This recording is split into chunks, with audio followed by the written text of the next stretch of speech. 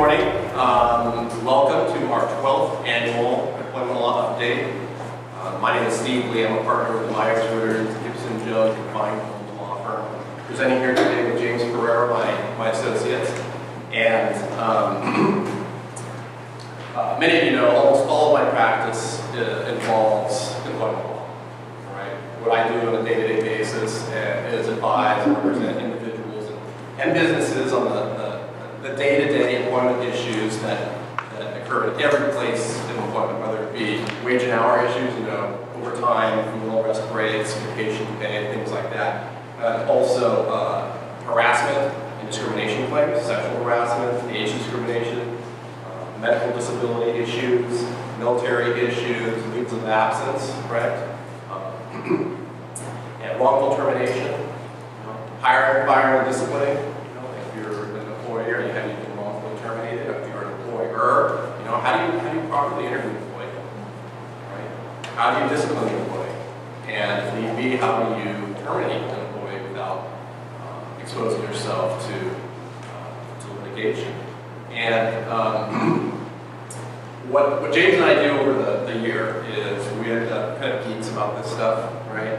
We read newspaper articles, we search blogs on the internet and find new and interesting employment laws, new and interesting cases that we think that might be of interest to you folks when we do this every single year.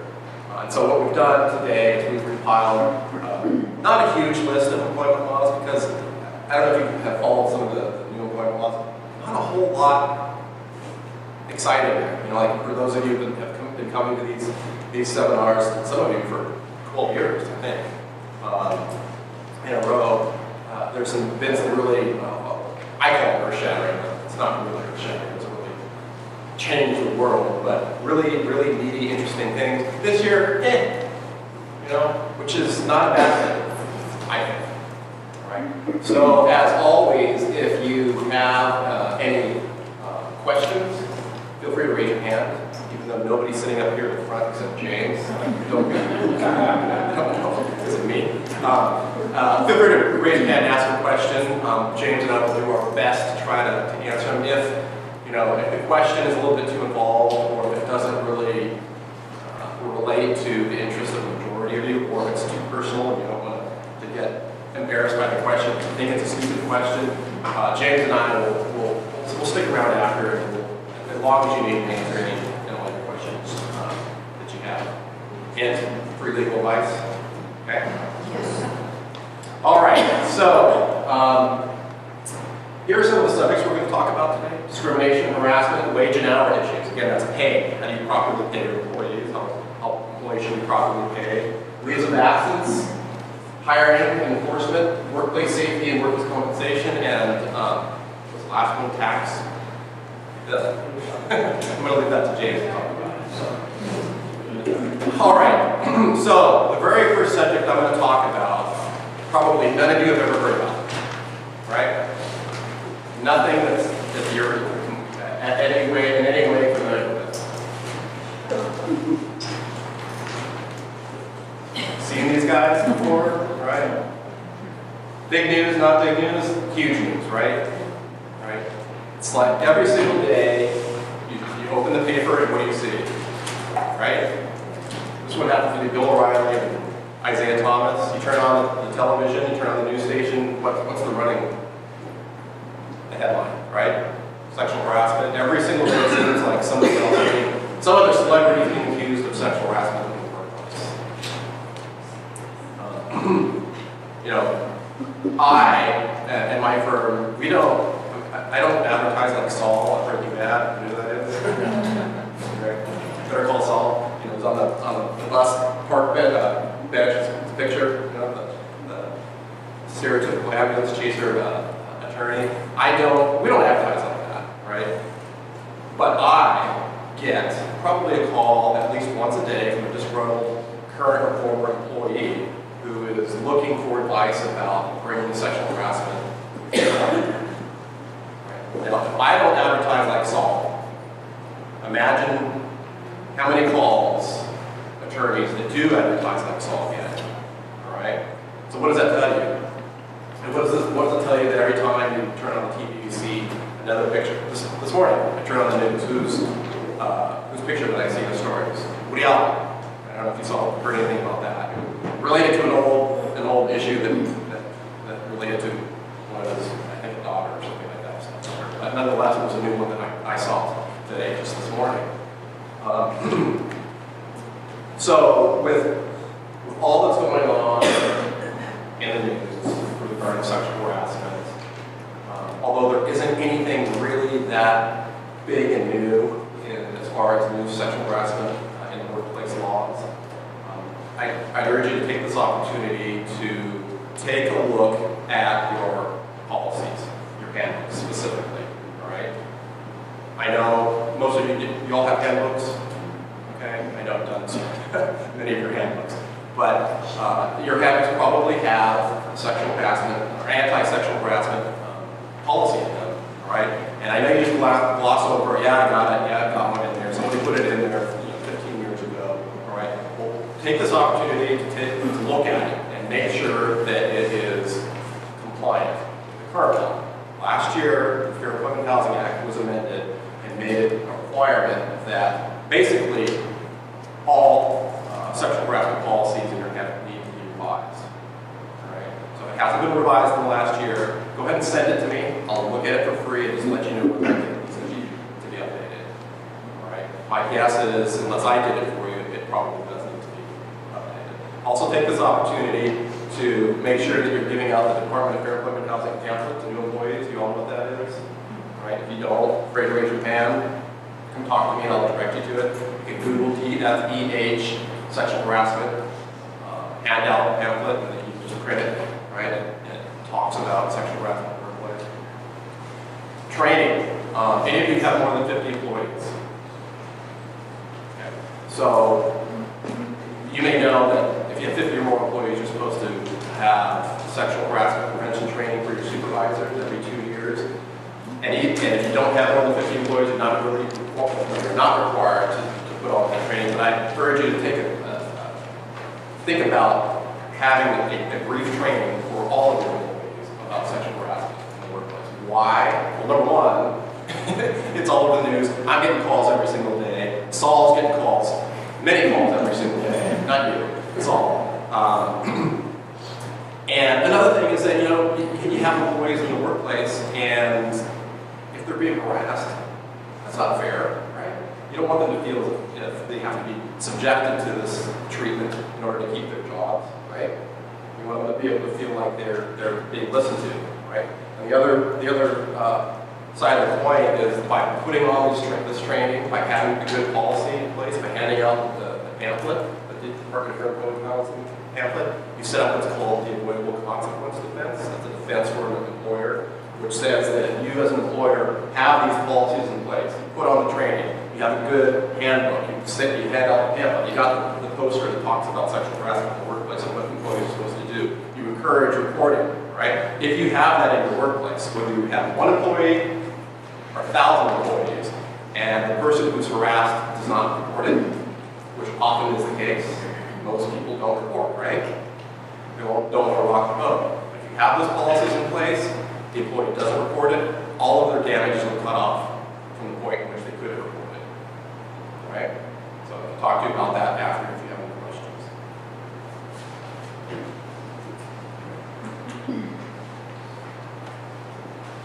Oh, one of the other things here I wanted to talk about. Anybody in the insurance industry? Okay. This last one where I talked about what I have on the screen here says consider employment practice and liability insurance. That's the type of insurance that will cover employment-related claims, sexual harassment, discrimination, sometimes wage and hour issues. Think about getting that. Your regular general liability insurance is not going to cover employment claims. It's going to be an exclusion like every other thing that insurance policies exclude. All right, new stuff with regard to sexual harassment in the workplace. AB 396 talks about sexual harassment training. We all know that if you have 50 or more employees, you have to have harassment training for your supervisors, right? Nothing new. Every 2 years. This law makes it actually increases what the training needs to include. It needs to include discussion and examples about gender identity, gender expression discrimination, and sexual orientation discrimination. The trainer needs to know about these things. The trainer needs to give examples of what's allowed, what's not allowed in the workplace, and discuss about transgender issues. I already do that in my training, so nothing really new for my clients. Okay, anybody in the hotel, motel, bed and breakfast industry? If not, I see some people shaking that maybe you might know people in it. This is a law that talks about human trafficking. Might not be applicable to every single one of you, but you may know somebody in those industries. Real briefly, what it does is it puts requires a notice to be posted starting January 2019, which basically allows employees, gives them the information about what do they do if they're a victim of human trafficking. Provides them with telephone numbers, the ability to text if they're in a troublesome situation with human trafficking. So veterans, military people. So we all know that in California, California has the most protected categories out of any state in the United States. And we're talking about race, religion. I'm not going to list all of them, I can't remember all of them, but race, religion, sex, pregnancy, military status, marital status, medical status, disability status, age, if you're over 40, you're protected older working American, right? This AB 1710 basically just brings California up to the standards of already in existence with federal law, USERRA, okay? And what this does, it makes it a misdemeanor to discriminate against anybody currently or formerly in the military with regard to their job. Any questions? No? All right, anybody in the healthcare industry? See scrubs over there. Is that okay? Animal or humans? Humans. Okay. All right. I see some animal people over here. But this has to do with healthcare facilities, and it's basically a whistleblowing law. So you have people who are working in the healthcare industry, and they notice something wrong, all right, and they're afraid to blow the whistle, say, hey, wait a minute, what about this? I don't like what's going on here. And this law makes it illegal to discriminate against any employee who does that, right? It seems like it would be common sense, but we're California, and I guess the legislators feel like they have to put it all in writing, right? But this makes it, look at the fine, it's pretty hefty fine, up to $70,000 for punishing someone who's blowing the whistle in a healthcare facility.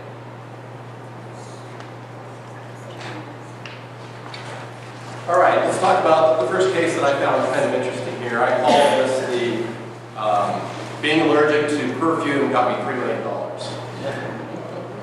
All right. I also call this, or refer to, or thinking of this as take the interactive process of reasonable accommodation seriously. Right. Someone before the seminar actually caught me and asked me about someone being out of work. All right, having a medical doctor's note and not being able to come back to work. And what happens?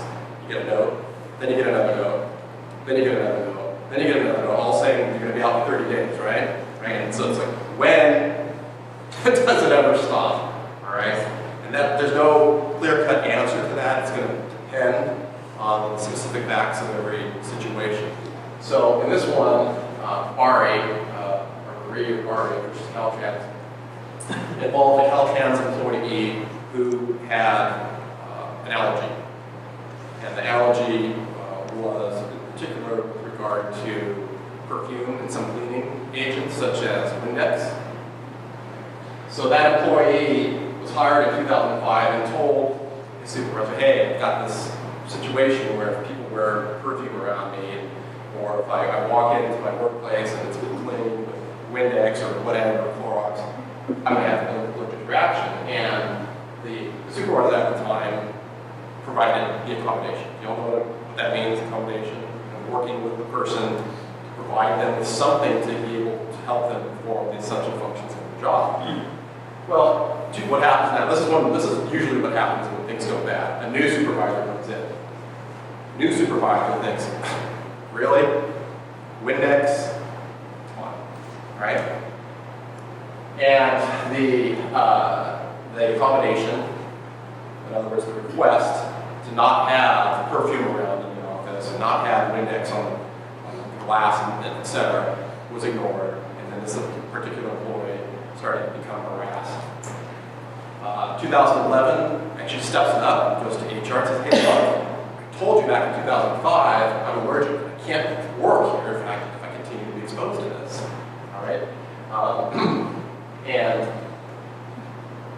then retaliation starts. The employee, at the direction of the supervisor, is then retaliated against. All right? Employees demoted, told to do reception type work. All right? Demoted, doing other things that he's not really hired to do, or overqualified for. It got to the point where the supervisor actually called the employee an idiot and a jerk and shut up. The supervisor then, get this, you see Steve? Intentionally sprayed the workplace with perfume. All right, so the employee sues, and what happens? $3 million. Okay, so you know, what's the takeaway from this? You may think of your employee or employees who come to you with a complaint. You may poo-poo it, think the person is the boy or girl who cried wolf, constant complainer. I can call my kids a constant wanking. You know, complaining about everything. You know, and every time you see the employee come walk into your office, what do? You roll your eyes and you go, now, you know, someone's looking at me. Someone's across the demarcation line on a chair. They're too close to me, and that kind of thing. You know, even if you're in a situation like that, you have employees like that. This is an example of why you need to take every single one of their complaints seriously. If you don't take it seriously, at least fake it. Get through it, okay? But understand that their complaints may be legitimate, they may be very legitimate. You may not agree with it, it may not bother you, but it may be significantly impacting their workplace, and that's not fair, right? Not fair to them, all right? You may have something that you are unable to do, and everybody else is able to do physically or mentally, and if your boss poo-pooed what you were telling him or her, you wouldn't feel right about it. So engage in the interactive process of reasonable accommodation. If you don't know what that is, come talk to me after basically sitting down and talking with the employee and finding out what they need, and then you decide whether you can accommodate or not. All right, anybody heard about this lately? So, as you're probably aware, effective a couple weeks ago, you know, apparently sell my marijuana. So what does that mean to employers? What does that mean to employees? Well, there's a lot of employees who probably think, Yahoo, now I can wake up in the morning, go home at lunch, and come to the workplace. Yeah? Is it okay? Well, it is, but I mean, they can technically do it if they wanted to, but there could be some serious repercussions. So, you know, just like, think of it as like alcohol, right? Can you show up to the workplace with alcohol in your system, be impaired to the workplace? And nobody would probably find any problem with an employer disciplining an employee who showed up smelling alcohol or appeared to be under influence, right? Well, same as with marijuana. Although legal in the state of California, an employee is not permitted, if the employer doesn't want them to, show up with marijuana in their system. No law requires employers to allow marijuana use. Yes, question? So now that marijuana is legal in California, if my employee has an on-site job-related accident that would put them in workers' comp, when they go to our workers' comp MPN, they do blood tests and find lingering marijuana in the system, although the employee wasn't using it at work. What's the implication of that? Okay, so the question has to do with the fact that marijuana apparently lingers in the body a lot longer than, I guess, probably even alcohol too. And what happens if there's an accident while the person's on the job, okay? So that kind of gets into drug testing too, all right? Do any of you have drug testing policies, all right? If you do have those, if you're going to intend to test somebody for drugs and alcohol use, make sure you have a written policy that complies with the law. Again, take a look at your policies related to that. No problem for free. We'll let you know it's okay. But drug and alcohol use and having those substances in your body while you're at the job site, it's not allowed. It's not allowed. You can fire somebody for being under the influence of drugs or alcohol in the workplace. Okay. So in a situation where you have, and there's a California Supreme Court case that talks about that. This case came down many years ago, several years ago, and basically said an employer has the right to terminate an employee who has marijuana in their system, okay, even though California says it's okay. This had to do with the medical marijuana situation, and now it's gone even a step further with California saying you don't even need a medical marijuana prescription. You can just buy it, right?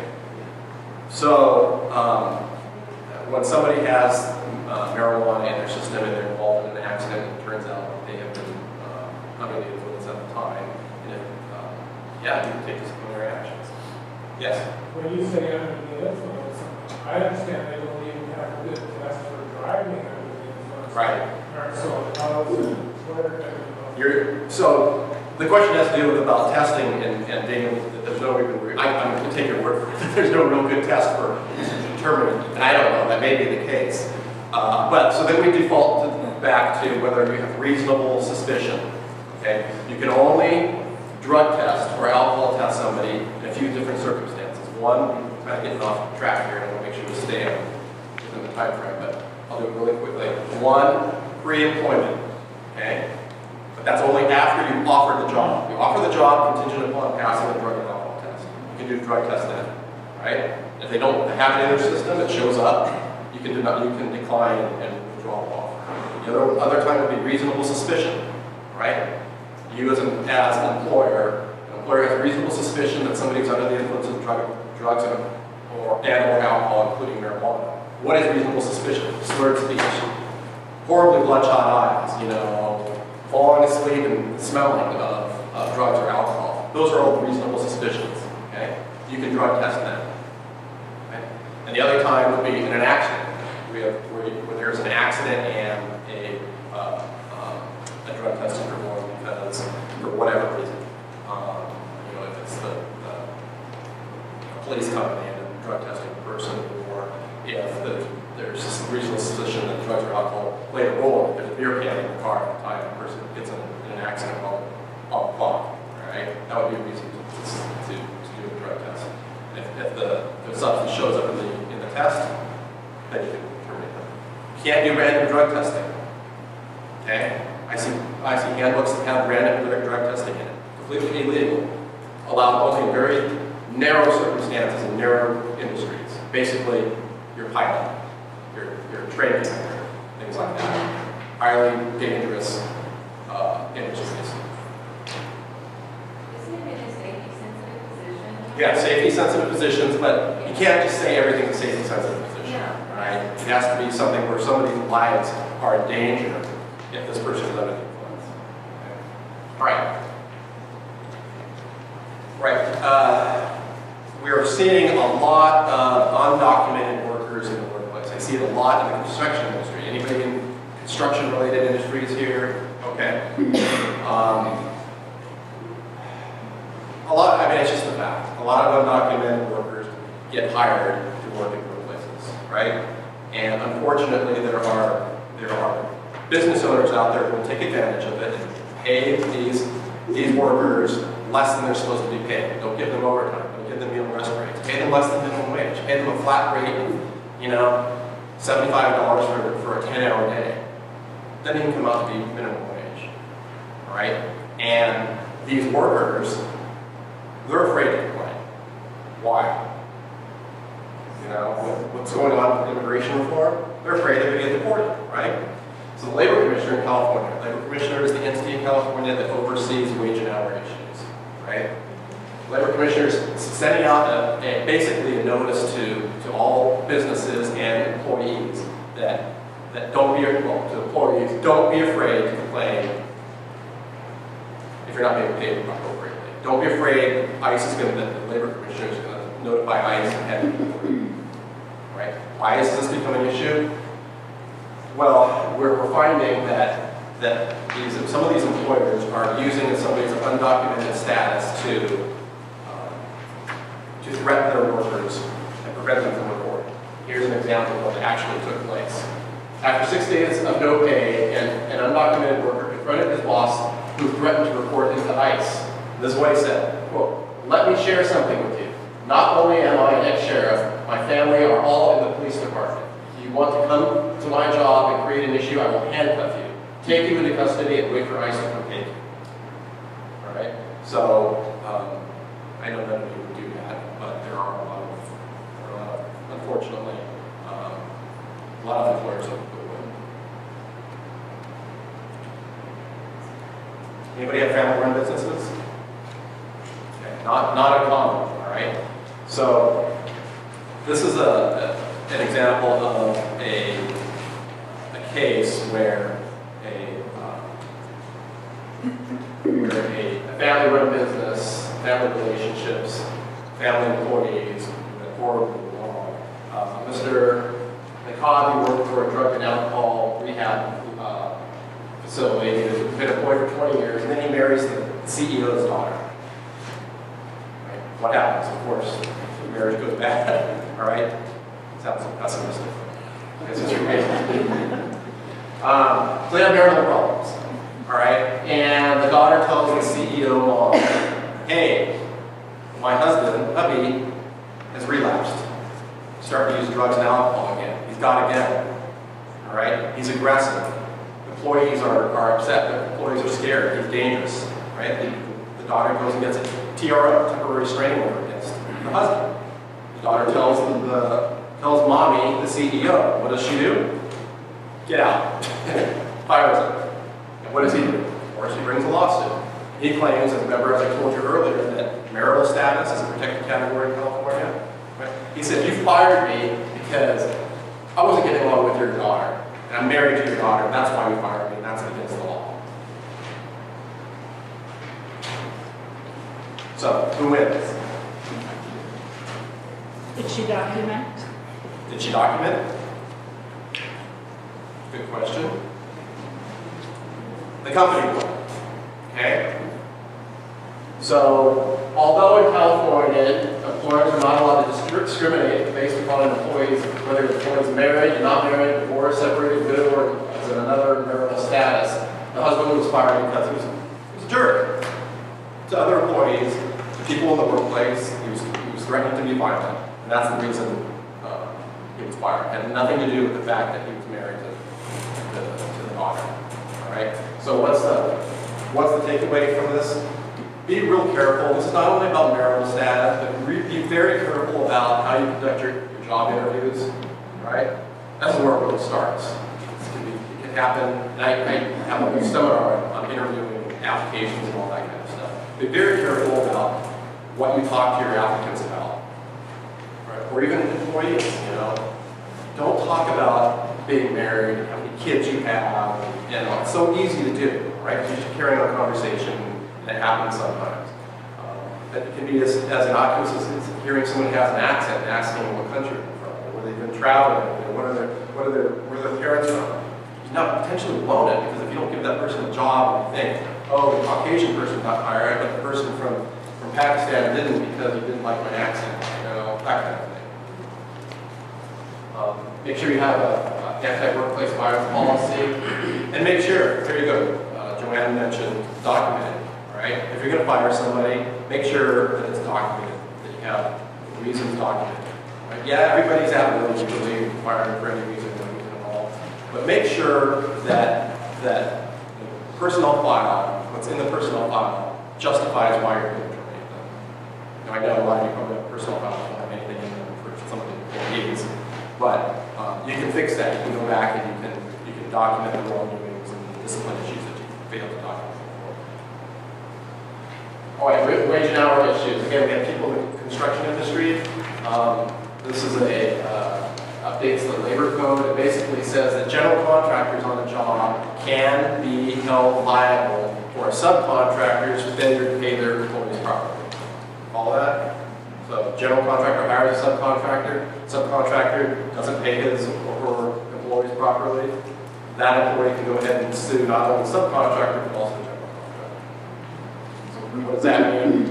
The contracts that you have, you might want to make sure that you have an indemnity provision that says that subcontractors can defend and indemnify the general contractor. If the employee fires them, the general contractor should make sure to question the subcontractor about his or her payroll policies and the way things are done, and ask to see the payroll. Okay. Rest breaks. How much information did they get out when they asked? And what about the employees' privacy? That's a good question too. Let's talk about that. We only have, I think, 2 contractors here. But yeah, employees have rights of privacy. We need to be careful about that. We want to know that. Rest breaks. All right. Told you I've been doing this for doing these updates for 12 years, and for those who've been around for that long or close, who've seen me many times, what do I always talk about? Breaks. And I thought this year we'd slide on by without having to talk about breaks, although I'm happy to talk about it. But this has to do with the fact that for years and years and years and years and years, employment law practitioners were advising their employer clients that regarding rest breaks, 10-minute rest break, and for the general rule, 10-minute rest break for every 4 hours of work, or major fraction thereof. You can tell the employee they need to stay on the premises. I've seen them in all kinds of handbooks. You can require them to stay on the premises. Now, no. The employee needs to be able to leave the premises on a rest break if they want to. Okay? Yes? So if they drive somewhere and get in an accident, they're on the clock. How does that work? How does it work? Yeah, like what is our liability? You could be liable. Could be. I mean, it depends on if they're in the course and scope of doing something for work. You know, that's what James and I and students fight about all the time. If I'm defending you, I'm going to say he was going to go go to the liquor store and buy cigarettes. That has nothing to do with work. But the attorney who's representing the person affected in the crosswalk by your employee is going to say, yeah, you're in the course and scope, you're on the clock. It's a tough one, but yeah, that exposes an employer to more liability because they're on the clock, right, during rest breaks. And that means that an employer could potentially have some liability for your employee while they're off premises, walking around, driving around, doing whatever they want. However, how far are they really going to go in 10 minutes and do something in their car? Probably not very far. So they're subject to discipline if they're not back within 10 minutes. Okay. Minimum wage, you all heard that January 1, minimum wage for if you have less than 26 employees is $10.50. So if any of you are here paying your employees $10 an hour, you need to fix that, all right? And here's a handy little chart that's going to show you within the next 5 years how we're going to get up to $15 an hour, all right? So make sure you pay attention to this if you have minimum wage employees. Yeah. Mileage is going up, the IRS mileage rate, okay? 4.5 cents per mile, reimbursement for miles. And I think finally, what does the increase in minimum wage have to do with the exempt employees, meaning employees who are exempt from overtime? What it means is that, remember, for your exempt employees, if they're going to be truly exempt, not only do they have to perform the duties of an exempt employee, but they have to receive a salary, guaranteed salary, of at least 2 times the minimum wage. Right? So that means for a $10.50 per hour employee, the annual salary is going to be $43,680. Okay? For $11 an hour employee, it's going to be $45,760. By 2023, it's going to be $62,400. Right? They don't earn that much, they're entitled to overtime. Okay. All right, so I'm going to pass it on to James, and I will be around